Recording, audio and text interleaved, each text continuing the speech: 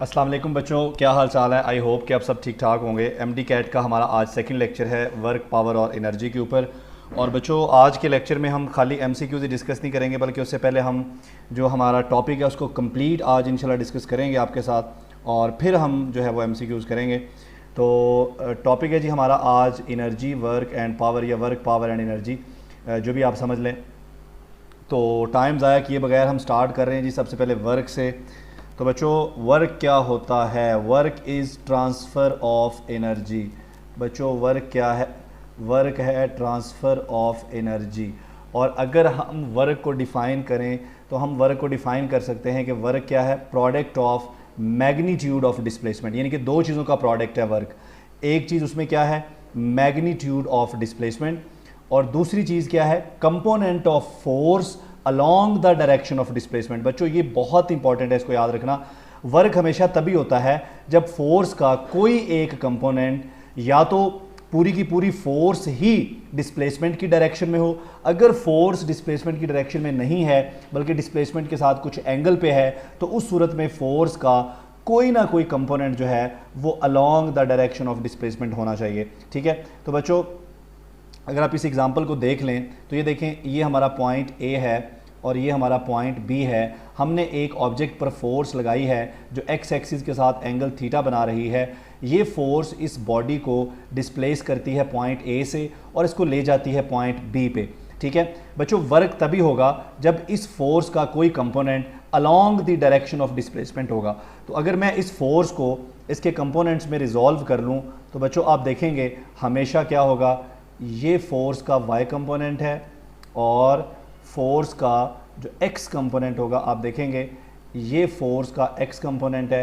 तो आप देख रहे हैं कि फोर्स का x कंपोनेंट और डिस्प्लेसमेंट ये एक ही डायरेक्शन में है। तो हमारी डेफिनेशन के मुताबिक डिस्प्लेसमेंट का मैग्नीट्यूड और साथ में फोर्स के उस कंपोनेंट का मैग्नीट्यूड जो डिस्प्लेसमेंट की डायरेक्शन में है। बच्चों इन दो चीज़ों का जो प्रोडक्ट है ये क्या कहलाता है? ये कहलाता है वर्क, और इसी को हम लिख सकते हैं F डॉट डी।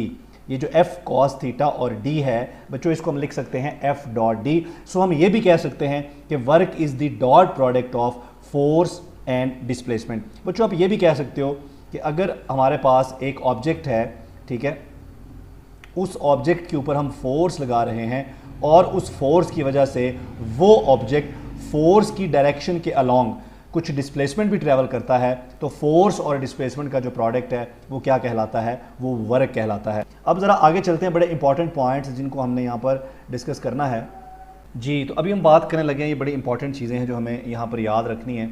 इसमें सबसे पहले हमारे पास है जी डिस्प्लेसमेंट जो होता है, इसका मतलब है displacement of point of application of force, not the displacement of object. यानी कि जब वर्क के अंदर हमने ये डिफ़ाइन किया कि वर्क में हमारे पास दो चीज़ें होती हैं, एक हमारे पास होता है डिस्प्लेसमेंट और दूसरा हमारे पास फोर्स का वो कंपोनेंट होता है जो डिस्प्लेसमेंट के अलॉन्ग होता है। इसमें अब ये भी हो सकता है कि पूरी फोर्स ही डिस्प्लेसमेंट के अलॉन्ग हो। अगर ऐसा नहीं है तो फिर हमें फोर्स का कोई ऐसा कंपोनेंट लेना है जो डिस्प्लेसमेंट के अलॉन्ग हो। ठीक है, तो ये जो डिस्प्लेसमेंट यहाँ पर हम बात कर रहे हैं, इस डिस्प्लेसमेंट से मुराद है point of application of force, यानी कि जिस पॉइंट पर आपने उस ऑब्जेक्ट के जिस पॉइंट पर आपने फोर्स लगाई है, डिस्प्लेसमेंट से मुराद उस पॉइंट का डिस्प्लेसमेंट है, पूरी बॉडी का डिस्प्लेसमेंट नहीं।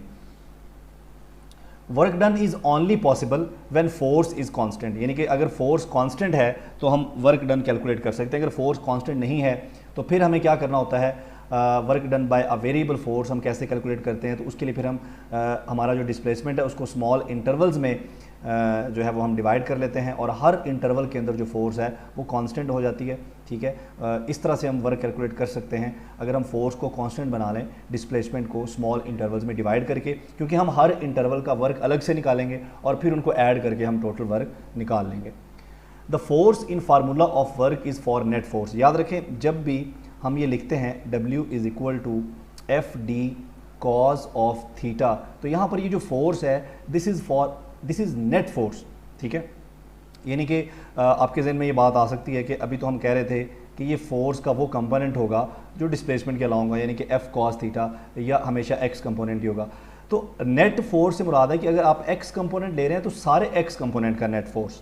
ठीक है, इसी तरह से अगर आप X कंपोनेंट नहीं ले रहे, सिंपली आपके पास फोर्स ही है यूं करके, ठीक है, अगर फोर्स और डिस्प्लेसमेंट एक ही डायरेक्शन में है तो उस सूरत में हमें कॉस थीटा लेने की ज़रूरत नहीं होती, आप सिंपली फोर्स का मैग्नीट्यूड और डिस्प्लेसमेंट का मैग्नीट्यूड ले सकते हैं। ठीक है, तो बच्चों ऐसी सूरत में इस फोर्स से मुराद नेट फोर्स है, लेकिन अगर आप एफ एक्स ले रहे हैं तो इस सूरत में भी यही मुराद है कि फोर्स के जितनी भी फोर्सेस हैं वहाँ पर उन फोर्सेस का जो एक्स कंपोनेंट्स हैं उन एक्स कंपोनेंट का नेट फोर्स, ठीक है, वो हम यहाँ पर उसकी बात कर रहे होते हैं जब भी हम वर्क की बात कर रहे होते हैं। उसके बाद work is transfer of energy. हमने स्टार्ट में बात की कि वर्क बेसिकली है क्या, वर्क ट्रांसफर ऑफ एनर्जी है। ठीक है, दो ऑब्जेक्ट्स के दरमियान ट्रांसफर ऑफ एनर्जी को ही हम वर्क बोलते हैं। अच्छा जी, उसके बाद work is zero for angle between force and displacement is 90 degree. देखें वर्क जो है ये एफ डी कॉस थीटा है, और बच्चों कॉस थीटा आपको पता है कि अगर हम थीटा को 90 पुट कर दें तो कॉस 90 जो है बच्चों ये किसके बराबर होगा, ज़ीरो के बराबर होगा। यानी कि आप यूँ भी कह सकते हो कि अगर हम थीटा को पाई बाय 2 पुट कर दें, क्योंकि पाई बाय 2 भी 90 के बराबर ही होगा। अगर पाई को 180 डिग्री हम लें तो पाई बाय 2 90 डिग्री होगा। बच्चों ना सिर्फ 90 डिग्री पे बल्कि हर वो एंगल जो पाई बाय 2 होगा, यानी कि पाई बाय 2 के अलावा अगर 3 पाई बाय 2 हो, अगर एंगल 5 बाय पाई बाय 2 हो, अगर 7 पाई बाय 2 हो, ठीक है, कोई भी एंगल पाई बाय 2 के अलावा 3 पाई बाय 2, इसके अलावा बच्चों 7 पाई बाय 2, 9 पाई बाय 2, इन तमाम पाई बाय 2s पे हमारा जो कॉस है वो हमें क्या आंसर देगा, कॉस हमें 0 आंसर देगा। ठीक है जी, कॉस हमें 0 आंसर देगा। ठीक है, तो हर पाई बाय 2 पे हमारा कॉस 0 होगा और हमारा वर्क भी 0 होगा। ये आपने बच्चों याद रखना है। Work is maximum at theta is equal to 0 and minimum at theta is equal to 180। ठीक है, यानी कि अगर थीटा 0 होगा तो कॉस 0 आपको पता है 1 होता है, तो वर्क क्या हो जाएगा, मैक्सिमम हो जाएगा। थीटा 180 होगा तो कॉस 180 जो है वो क्या होता है, -1 होता है, तो वर्क हमारा क्या हो जाएगा, नेगेटिव हो जाएगा। No work is done if body complete a revolution around a fix point, यानी कि अगर कोई बॉडी किसी फिक्स पॉइंट के गिर्द रिवॉल्व कर रही है तो एक कंप्लीट रेवोल्यूशन कंप्लीट करने के बाद जो हमारे पास वर्क डन हो जाएगा वो क्या हो जाएगा, 0 हो जाएगा। ठीक है, इसी तरह से no work is done if system is in equilibrium. बच्चों कोई भी सिस्टम जो इक्विलिब्रियम में होगा, आपको पता है कि इक्विलिब्रियम होने की सूरत में जो नेट फोर्स है वो 0 हो जाएगी। और हमने अभी पीछे बात की कि वर्क के फार्मूले में जो फोर्स है ना वो रिप्रेजेंट करती है नेट फोर्स को। तो बच्चों अगर नेट फोर्स 0 है तो वर्क भी क्या होगा, 0 होगा। 1 joule is equal to 10 raise to the power 7 ERG। अच्छा, ये जो ERG है ये यूनिट है वर्क और एनर्जी दोनों का। कहाँ पर, CGS सिस्टम में, सेंटीग्रेड, ग्राम और सेकंड, ये पुराना सिस्टम था। तो CGS सिस्टम के अंदर वर्क और एनर्जी का यूनिट ERG है। 1 जूल जो है वो 10 raise to the power 7 ERG के बराबर है। इसका मतलब है कि जूल जो है वो बड़ा यूनिट है और ERG है वो छोटा यूनिट है। तो यहाँ से हम ये भी कह सकते हैं कि 1 ERG is equal to 10 raise to the power -7 joule. तो ERG छोटा यूनिट है और जूल जो है वो बड़ा यूनिट है। उसके बाद बच्चों work done by centripetal force and work done by Lorentz force is 0। ठीक है, सेंट्रीपिटल फोर्स जो होती है, आपने देखा कि जब कोई ऑब्जेक्ट मूव कर रहा होता है अलॉन्ग अ सर्कुलर पाथ, ठीक है, जब भी कोई ऑब्जेक्ट मूव कर रहा होता है तो उसकी जो वेलोसिटी की डायरेक्शन होती है वो टेंजेंट टू सर्कल होती है और सेंट्रीपिटल फोर्स हमेशा सर्कल के सेंटर की तरफ होती है। तो बच्चों ये एंगल बनता है 90 और आपको पता है कि cos 90 0 होता है तो वर्क भी क्या होगा, 0 होगा। इसी तरह से बच्चों work done by Lorentz force, Lorentz force भी हमेशा वेलोसिटी के परपेंडिकुलर होती है। हमने पढ़ा F is equal to Q into V cross B। तो ये देखें, ये जो फोर्स है ये फोर्स V के भी परपेंडिकुलर है और ये फोर्स B के भी परपेंडिकुलर है, इसलिए work done by centripetal force and work done by Lorentz force is 0। Next बच्चों हमारे पास है in conservative fields work done is independent of path. Conservative fields हमारी कौन सी है, ग्रेविटेशनल फील्ड हमारे पास कंजर्वेटिव फील्ड है, इसके अलावा बच्चों इलेक्ट्रिक फील्ड हमारे पास कंजर्वेटिव फील्ड है। तो इन फील्ड्स के अंदर जो वर्क डन है वो पाथ पे डिपेंड नहीं करता। उसके बाद इन फोर्स डिस्प्लेसमेंट ग्राफ, ये देखें जी, अगर मैं यहाँ पर फोर्स ले लूँ, ठीक है जी, एक्स एक्सिस पे और वाई एक्सिस पे मैं डिस्प्लेसमेंट ले लूँ, ठीक है, तो इस फोर्स डिस्प्लेसमेंट ग्राफ में जो एरिया अंडर द ग्राफ आ रहा है, ये एरिया अंडर द ग्राफ किसके बराबर है, ये वर्क डन के बराबर है। Work done depends upon frame of reference. तो वर्क डन बच्चों फ्रेम ऑफ रेफरेंस पे भी डिपेंड करता है कि आप अपने फ्रेम ऑफ रेफरेंस में बात कर रहे हैं या किसी दूसरे के फ्रेम ऑफ रेफरेंस में। अगर आप अपने फ्रेम ऑफ रेफरेंस में होंगे तो जाहिर बात है कि आपका जो डिस्प्लेसमेंट है वो क्या होगा, ज़ीरो होगा। तो इस सूरत में आपका वर्क डन भी ज़ीरो होगा। इसका मतलब है कि जब भी आप वर्क कैलकुलेट कर रहे होते हैं, आप किसी अदर फ्रेम ऑफ रेफरेंस में वर्क कैलकुलेट कर रहे होते हैं, अपने ही फ्रेम ऑफ रेफरेंस में आप वर्क कैलकुलेट करेंगे तो वो क्या हो जाएगा, ज़ीरो हो जाएगा। नेक्स्ट बच्चों हमारे पास है वर्क डन बाय अ स्प्रिंग फोर्स। तो स्प्रिंग फोर्स का जो वर्क होता है ये 1/2kx² के बराबर होता है। थर्मोडायनामिकल प्रोसेस बच्चों, थर्मोडायनामिक्स में जो वर्क होता है ये प्रोडक्ट होता है P और डेल V के। P यहाँ पर प्रेशर है और del V change in volume. इसका मतलब है कि अगर वॉल्यूम कांस्टेंट होगा किसी भी थर्मोडायनामिकल प्रोसेस में तो वर्क डन बच्चों किसके बराबर हो जाएगा, वर्क डन 0 के बराबर हो जाएगा। उसके बाद अगर हम बात करें वर्क डन को हम लिखें एंगुलर मोशन की फॉर्म में। बच्चों वैसे तो वर्क डन FD के बराबर होता है, लेकिन एंगुलर मोशन में फोर्स का काम कौन करता है बच्चों, टॉर्क करता है, और डिस्प्लेसमेंट का काम कौन करता है, एंगुलर डिस्प्लेसमेंट, या इसको आप डी थीटा भी कह सकते हैं या इसको आप डेल थीटा कह सकते हैं, del theta. So work done is equal to the product of torque and del theta. ये वर्क डन हमने एंगुलर फॉर्म में लिखा है। नेक्स्ट बच्चों हमारे पास बड़ा इंपॉर्टेंट है वर्क एनर्जी थ्योरम। तो जब भी वर्क डन होता है तो चेंज इन काइनेटिक एनर्जी, यानी कि अगर एक ऑब्जेक्ट बच्चों मूव कर रहा है, ठीक है, और आप उस पर वर्क कर रहे हैं फोर्स लगा के, तो एक्चुअली आप ये वर्क करेंगे, जब फोर्स लगाएंगे तो इस वर्क से आप उसकी काइनेटिक एनर्जी को चेंज करेंगे अगर वो ऑब्जेक्ट मूव कर रहा है, ठीक है। इसी तरह से अगर वो किसी फील्ड के अंदर है, मिसाल के तौर पर वो ग्रेविटेशनल फील्ड के अंदर है, मूव नहीं कर रहा, तो उस पर जब आप वर्क करेंगे तो आप इसकी पोटेंशियल एनर्जी को चेंज करेंगे। इसका मतलब है कि work done is equal to change in kinetic energy and also work done is equal to change in potential energy. और बच्चों ये भी हो सकता है कि work done is equal to both, यानी कि change in kinetic energy plus change in potential energy. तो ये जो है तीनों शक्लें ही, ये शक्ल भी वर्क एनर्जी थ्योरम है, ये शक्ल भी वर्क एनर्जी थ्योरम है और ये शक्ल भी वर्क एनर्जी थ्योरम है। इन तीनों शक्लों में हमें क्या समझाया जा रहा है, हमें यही समझाया जा रहा है कि जब भी वर्क होगा there will be a transfer of energy, चाहे वो काइनेटिक से एनर्जी का ट्रांसफर है या वो पोटेंशियल एनर्जी का ट्रांसफर है, तो जब भी वर्क होगा एनर्जी ट्रांसफर होगी। इसी को बोलते हैं वर्क एनर्जी थ्योरम। उसके बाद बच्चों काइनेटिक एनर्जी और मोमेंटम के दरमियान ये रिलेशन है। इस रिलेशन को, ये बहुत हमारे काम आता है रिलेशन, क्योंकि इससे बहुत सारे MCQs निकलते हैं और अभी मैं आपको समझाऊंगा कि इस रिलेशन को हमने अंडरस्टैंड कैसे करना है। बच्चों ये देखें, हमने पढ़ा कि जो काइनेटिक एनर्जी होती है ये हमारे पास बराबर होती है हाफ mv² के। अगर मैं यहाँ पर मल्टीप्लाई कर दूँ m से और m से ही डिवाइड कर दूँ तो बच्चों ये बन जाएगा 1/2, ये वाला m और ये वाला m, ये हो जाएगा m² v² और एक नीचे m है। बच्चों हमने पढ़ा मोमेंटम बराबर होता है mv के। अगर मैं m² v² कर दूँ तो ये p² हो जाएगा। ये देखिए m² v², इसकी जगह बच्चों क्या आ जाएगा, p² ओवर m, तो मैं इसको यूँ भी लिख सकता हूँ p² ओवर 2m। तो बच्चों kinetic energy is equal to p² over 2m। ये है relation between kinetic energy and momentum. बड़ा इंपॉर्टेंट रिलेशन है, आगे चल के ज़रा हमने इसको डिस्कस करना है और मैंने आपको ये समझाना है कि यहाँ से MCQs कैसे बनते हैं और आप इसको कैसे हल कर सकते हैं। Work done on a body is responsible for change in its momentum, यानी कि जब भी किसी ऑब्जेक्ट पर वर्क होगा, ठीक है, तो वर्क होने से उसके मोमेंटम में भी चेंज आएगा, काइनेटिक एंड काइनेटिक और काइनेटिक एनर्जी में भी चेंज आएगा। If final kinetic energy greater than initial kinetic energy work done is positive. तो बच्चों अगर काइनेटिक एनर्जी फाइनल ज़्यादा है काइनेटिक एनर्जी इनिशियल से तो वर्क डन पॉजिटिव होगा, अदरवाइज नेगेटिव होगा। No work is done during uniform circular motion, क्योंकि सेंटीमीटर फोर्स जो है उसका एंगल 90 बन रहा होता है। So work energy theorem does not apply to such situation. Clear हो गया जी। In work energy theorem we are concerned only about speed and not about velocity, ठीक है। बच्चों काइनेटिक एनर्जी के अंदर, काइनेटिक एनर्जी आपको पता है एनर्जी है और एनर्जी एक स्केलर चीज़ होती है, तो kinetic energy is equal to half mv²। बच्चों ये जो v है ये वेलोसिटी नहीं है, ये वेलोसिटी का मैग्नीट्यूड है, यानी कि आप इसको स्पीड कह सकते हैं, ठीक है।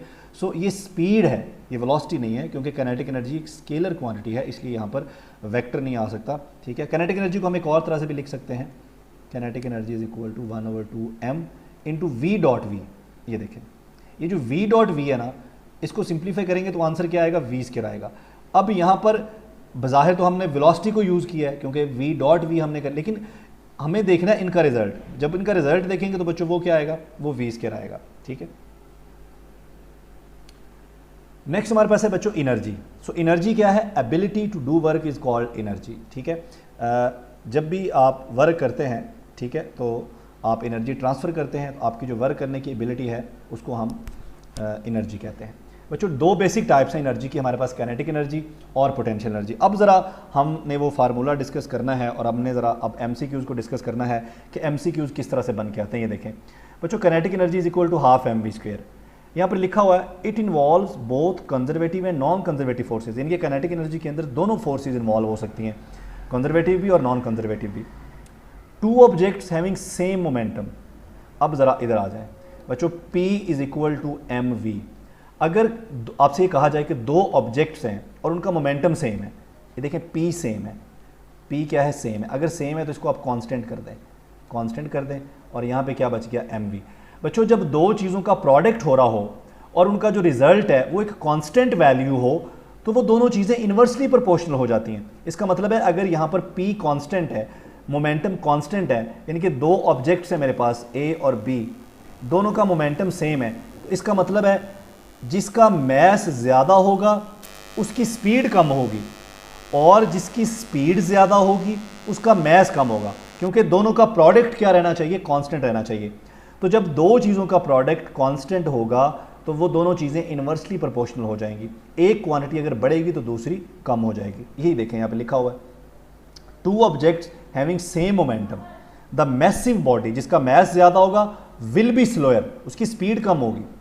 अच्छा आगे चलें, if two bodies of same mass. बच्चों अब मैस सेम है, अब ज़रा मैस को सेम कर दें, P is equal to M V. अच्छा इसमें तरीका ये होता है जो चीज़ सेम होना उसको साइड पे निकाल लें, ठीक है, इस V को उधर ले जाएं, ये उधर जाके बन जाएगा P ओवर V, तो M is equal to P over V।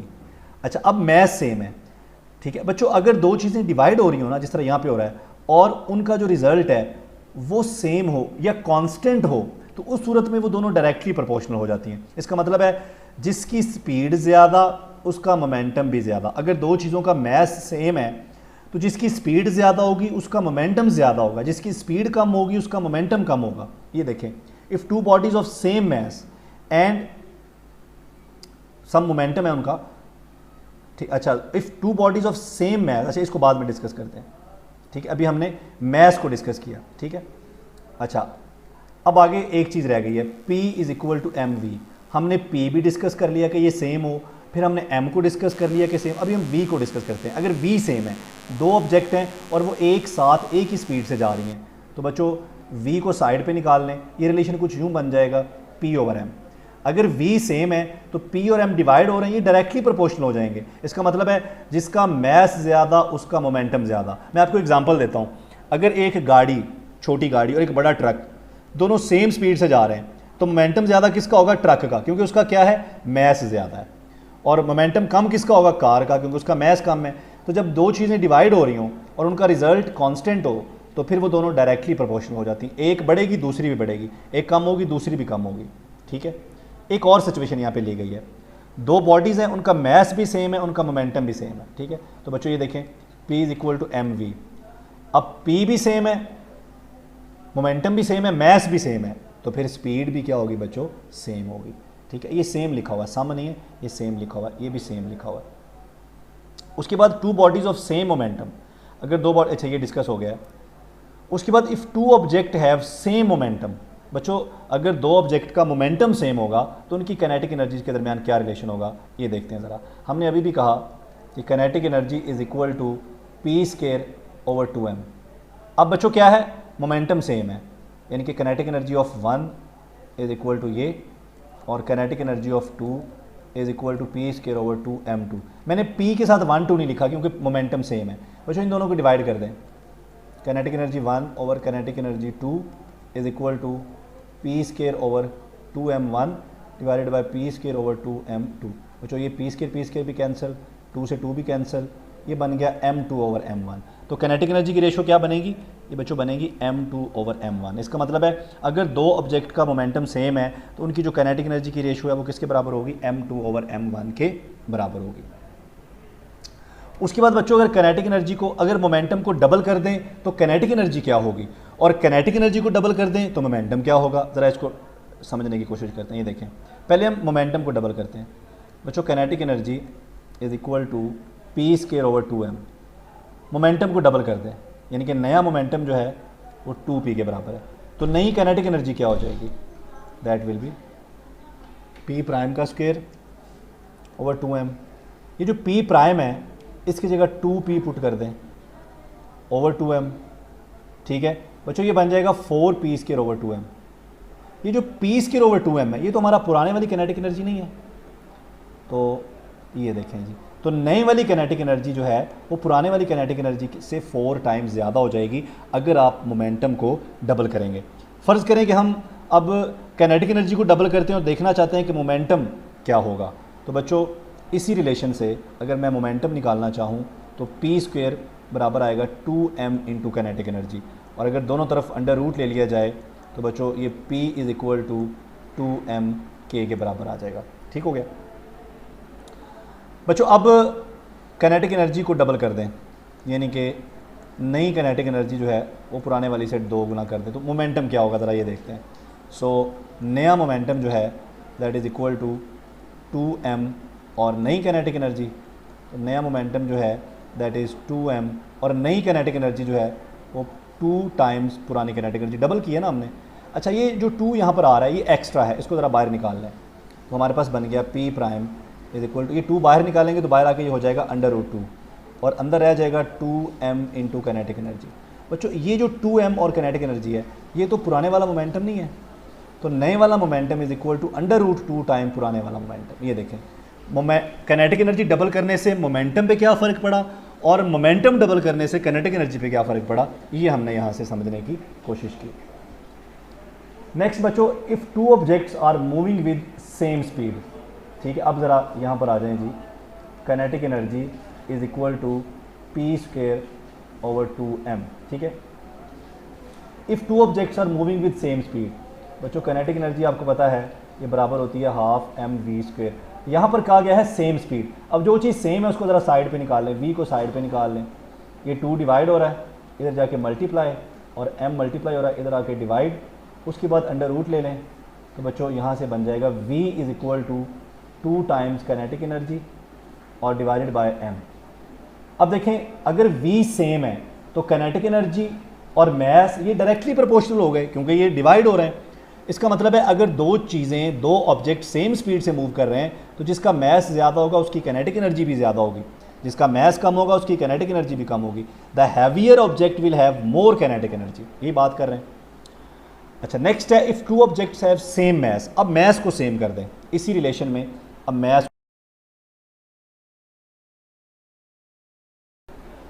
Mess को सेम कर दें, kinetic energy is equal to half mv square. जो चीज़ सेम है उसको यहाँ रहने दें, ये 2 डिवाइड हो रहा है, उधर जाके मल्टीप्लाई, v मल्टीप्लाई हो रहा है, उधर जाके डिवाइड, और यहाँ पे रह गया m। बच्चों अगर मैस कांस्टेंट है तो काइनेटिक एनर्जी और स्पीड ये डायरेक्टली प्रोपोर्शनल है क्योंकि डिवाइड हो रहे हैं। इसका मतलब है 2 चीज़ों का अगर मैस सेम होगा तो जिसकी स्पीड ज़्यादा होगी ना उसकी काइनेटिक एनर्जी भी ज़्यादा होगी, और जिसकी स्पीड कम होगी उसकी काइनेटिक एनर्जी भी कम होगी।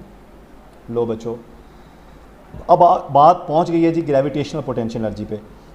ग्रेविटेशनल पोटेंशियल एनर्जी के हमारे पास 2 रिलेशन है। एक रिलेशन है mgh, ये सिर्फ सरफेस ऑफ अर्थ के करीब करीब ही वैलिड है, ज़्यादा हाइट पे ये वैलिड नहीं है क्योंकि g जो है ये ज़्यादा हाइट पे जाएंगे तो इसकी वैल्यू चेंज हो जाएगी। इस फार्मूले के लिए जो रेफरेंस पॉइंट है बच्चों वो सरफेस ऑफ अर्थ है। Potential energy always depend upon reference point, ठीक है, and independent of path taken between 2 points. यानी कि 2 पॉइंट्स के दरमियान जब आप मूव करते हैं तो इन पॉइंट्स के दरमियान आप किस पाथ से जाते हैं, पोटेंशियल एनर्जी इस बात पे डिपेंड नहीं करती, बल्कि वो डिपेंड करती है रेफरेंस पॉइंट के ऊपर, या इन दोनों पॉइंट्स के दरमियान जो डिफरेंस है उस पर डिपेंड करती है। इन दोनों पॉइंट्स के दरमियान जो एनर्जी डिफरेंस है उस पर डिपेंड करती है, पाथ पे डिपेंड नहीं करती। Potential energy always belong to a system. बच्चों मसलन हम जब कहते हैं potential energy of an object तो उसमें एक सिस्टम है, इसमें 2 चीज़ें हैं। अर्थ है क्योंकि gravitational potential energy is due to earth, और दूसरा हमारा एक ऑब्जेक्ट है जिसकी पोटेंशियल एनर्जी की बात हो रही है। बच्चों ये दोनों मिलकर एक सिस्टम बनाते हैं। ऐसा नहीं हो सकता कि आप खाली किसी बॉडी की पोटेंशियल एनर्जी की बात कर रहे हो। पोटेंशियल एनर्जी हमेशा किसी न किसी दूसरे ऑब्जेक्ट के रेफरेंस से ली जाती है, इसलिए ये हमेशा एक सिस्टम के अंदर होती है। जो हम रेफरेंस पॉइंट लेते हैं ना, वहाँ पर आमतौर पर पोटेंशियल एनर्जी जीरो होती है। मिसाल के तौर पर ये वाला जो फार्मूला है, इस फार्मूले में हमने reference point surface of earth लिया है, इसलिए सरफेस ऑफ अर्थ पे ये पोटेंशियल एनर्जी जीरो है। लेकिन अगर आप एब्सोल्यूट पोटेंशियल एनर्जी की बात करें तो एब्सोल्यूट पोटेंशियल एनर्जी में हमारा जो रेफरेंस है वो इन्फिनिटी है, तो पोटेंशियल एनर्जी इन्फिनिटी पे जीरो होती है, सरफेस ऑफ अर्थ पे जीरो नहीं होती। यानी कि अगर मैं एब्सोल्यूट पोटेंशियल एनर्जी की बात करूँ तो वो सरफेस ऑफ अर्थ के ऊपर -gmm/r के बराबर होती है, जीरो नहीं होती। वो जीरो कहाँ पे होती है? इन्फिनिटी पे, क्योंकि हमने रेफरेंस किसको लिया है बच्चों? इन्फिनिटी को लिया है। अच्छा, पोटेंशियल एनर्जी के अंदर सिर्फ कंजर्वेटिव फोर्सेस इन्वॉल्व हैं, जबकि काइनेटिक एनर्जी के अंदर हमने कहा था दोनों ही इन्वॉल्व हैं। अच्छा जी बच्चों, कंजर्वेटिव फोर्स क्या होती है? If work done by the force is independent of path, ये आप सबको पता है, या work done along a close path zero हो तो। अच्छा, कंजर्वेटिव का मतलब क्या होता है? कंजर्वेटिव फोर्स क्या करती है? Does not change the form of energy, यानी कि ये काइनेटिक एनर्जी को पोटेंशियल में, पोटेंशियल को काइनेटिक में तो चेंज कर सकती है, लेकिन अगर मैकेनिकल एनर्जी है तो वो मैकेनिकल ही रहेगी। ऐसा नहीं होगा कि मैकेनिकल एनर्जी इलेक्ट्रिकल एनर्जी में चेंज हो जाएगी, मैकेनिकल एनर्जी हीट में चेंज हो जाएगी, ऐसा नहीं होगा।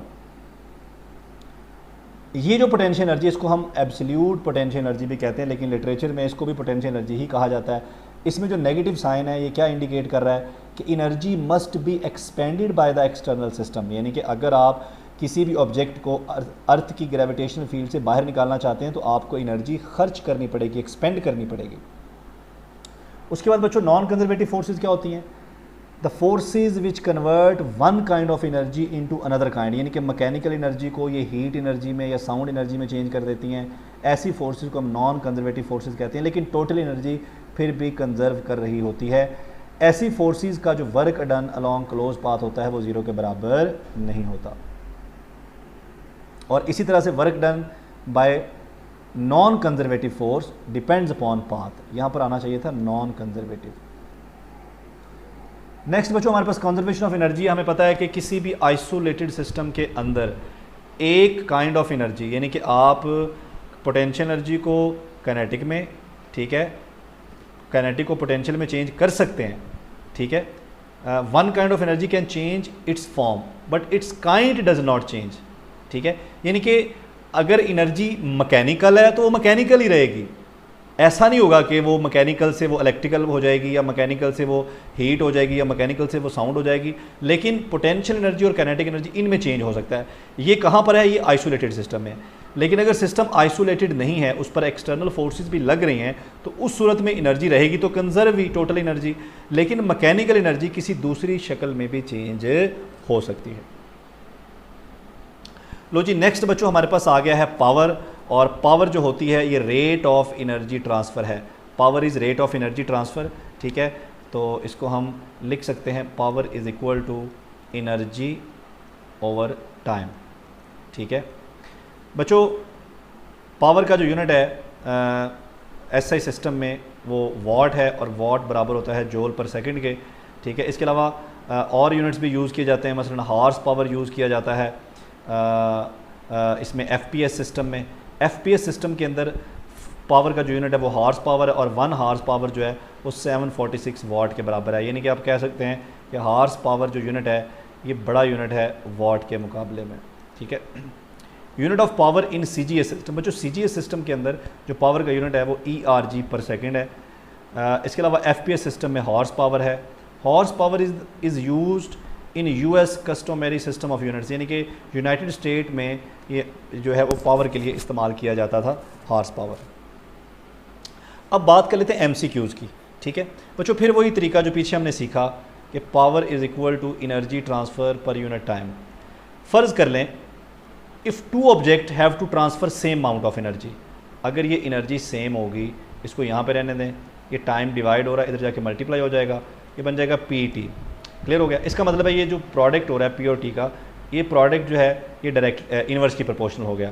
इसका मतलब है कि अगर दो ऑब्जेक्ट को सेम एनर्जी ट्रांसफ़र करनी है, ठीक है, तो जो थोड़ा टाइम लेगी एनर्जी ट्रांसफ़र करने में उसकी पावर ज़्यादा होगी, और जो ज़्यादा टाइम लेगी उसकी पावर कम होगी, ठीक है। उसके बाद बच्चों हमारे पास है commercially power is measured in kilowatts. हम पावर को किलोवाट्स में मेजर करते हैं। Kilowatt hour unit of energy है, ये पावर का यूनिट नहीं है, और 1 किलोवाट आवर जो है ये 3.6 मेगा जूल के बराबर है। उसके बाद पावर को हम एंगुलर मोशन के अंदर भी लिख सकते हैं। आपको पता है कि power is equal to work per unit time, और वर्क जो है एंगुलर मोशन में टी डेल थीटा के बराबर होता है, और टाइम तो टाइम ही होता है। ये कैपिटल ये टी जो है ये टॉर के लिए, ये स्मॉल टी जो है ये टाइम के लिए। सो हम पावर को इस तरह से लिख सकते। तो इसके साथ ही बच्चों हमारा लेक्चर जो है ये कंप्लीट हो गया। अभी हम इसके बाद डिस्कस करेंगे कि इस टॉपिक से रिलेटेड जितने भी MCQs हमारे पास्ट MD कैट के एग्ज़ाम में आए हैं। ठीक है जी, थैंक यू, अल्लाह हाफ़िज़।